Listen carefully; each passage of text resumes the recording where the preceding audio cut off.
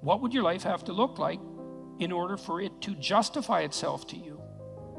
And so why would I put it that way? Well, your life is hard. It's full of suffering.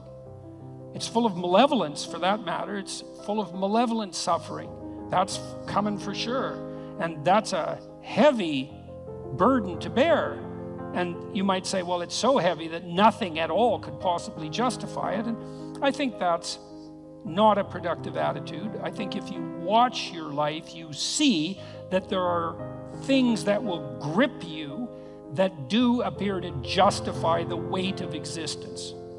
And I think you can commune with yourself, which is a form of thought. It's a form of meditative prayer, but that's a form of thought. And the thought is, what do I want? If I could have what I wanted and needed, what would that look like? And you might say, well, why would I associate thought with meditative prayer? It's like, well, what the hell do you think you're doing when you're thinking? If it isn't praying, it's the same thing. You first of all, you formulate a question. What do I want? And then you ask it.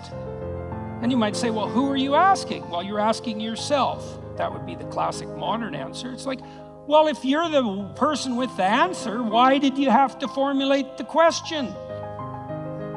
And so what are you doing when you formulate the question? And what you're doing, really, what you're doing is you're opening yourself up to revelation.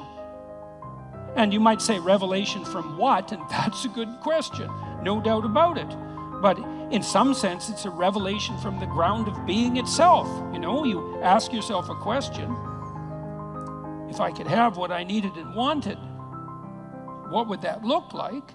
You'll get a dream, you'll get a vision, and it comes to you. That's the most accurate way of describing it. It makes itself manifest in the theater of your imagination. And in precise proportion to your willingness to actually formulate the question. It's a rather frightening question, you know, to find out, to allow yourself to ask yourself what it is that you really need and want, because you simultaneously make the conditions for failure clear to yourself. And people like to keep that sort of thing foggy and vague so they don't have to hold themselves accountable. That's a dreadful mistake. That's why I wrote Rule 3, do not hide unwanted things in the fog. It's like you should sharpen your aim. You should specify your goals. Now, the price that comes along with that is you'll know when you fail. But the advantage is you'll know when you fail. Now, more practically, you don't know where you're going or why, the person who asked this question. So let's decompose the problem a little bit. I don't know what to do with my life. Well, that's a pretty vague problem, because your life that's a big, complex, multi-dimensional thing, and the probability that you're going to be able to formulate an answer to the question, what's the meaning of my life, is pretty much zero. Because, well, what do you want, a one-sentence answer? Like, it's a one-sentence question. You think there's a one-sentence answer? That's not helpful. And so what I often did practically in my clinical practice, and this is useful to know, especially if you're a bit lost, is, well, where do people generally derive their sense of meaning? And it's not that complicated to figure that out. And this is also a conservative perspective in some sense. Well, most people need or want an intimate relationship and some family interaction. Maybe that's children, maybe it's with your parents or your siblings, but zero family interaction is generally not part of the optimized human condition. Most of us would like to have a friend or two. We need a job or a career to keep body and soul together, but also so that we're in harness and we can pull against a weight that in a noble and productive and generous manner. We perhaps need to be engaged in something creatively. We have to take care of ourselves mentally and physically. We should adopt some civic responsibility. We need to protect ourselves against major sources of hedonistic and impulsive temptation. There's 8 things. Like, well, pursue one of them. Start there. You know, when I dealt with my clients who were depressed, unhappy, let's say, the first thing I would do with them is walk them through that analytic process. It's like, do you have anything in place in any of these domains? Sometimes I had people who were doing pretty good in all 8 areas and were still unhappy. Those people were depressed, technically, right? Because their lives were actually in pretty good order, but they were miserable. There was something wrong with them. They were ill in some way that was lowering their mood, destroying their positive emotion. Other people would be batting 0 on all 8 fronts. Like, they weren't depressed, they just had terrible lives.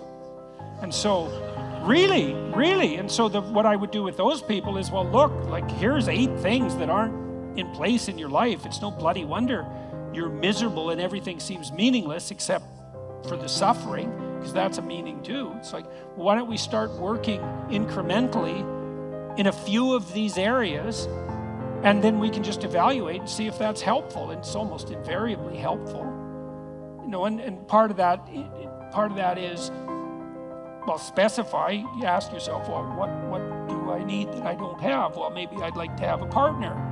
Okay, well, I can't just leap from not having a partner to being happily married in one fell swoop. There's intervening steps. One of the things I used to do with my clients who were lonesome is say, well, look, have you tried online dating? No, I'm too afraid. So, well, no wonder you're afraid of it. You have your reasons. But we could start small. It's like, why don't you write out a dating profile? Don't post it. Just go online one of these sites and write out a profile. Who are you? What do you have to offer? And what do you want? Think it through. Write it out. Come up with a coherent story about, a coherent representation about who you are. And then figure out what you want. And see how that works. We can play that through. And then maybe when you develop that in a manner that feels solid to you and reliable and genuine, and you've also developed a vision of the person that you're trying to attract, that would help you feel confident in your happiness. If you actually met that person, well, then you're ready to go. Launch it on the site and talk to the person. You know, first maybe it's just text, and then maybe it's coffee, and you know, there's incremental ways of doing this, and you can do that with all of those 8 domains. It's like, get yourself a life.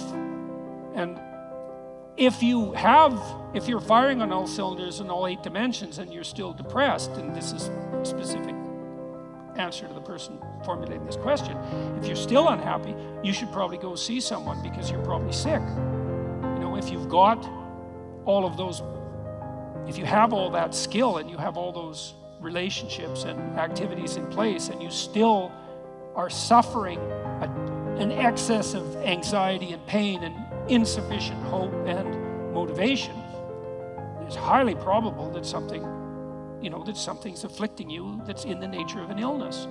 But if you have none of those things, it's like, well, it's no wonder you're miserable.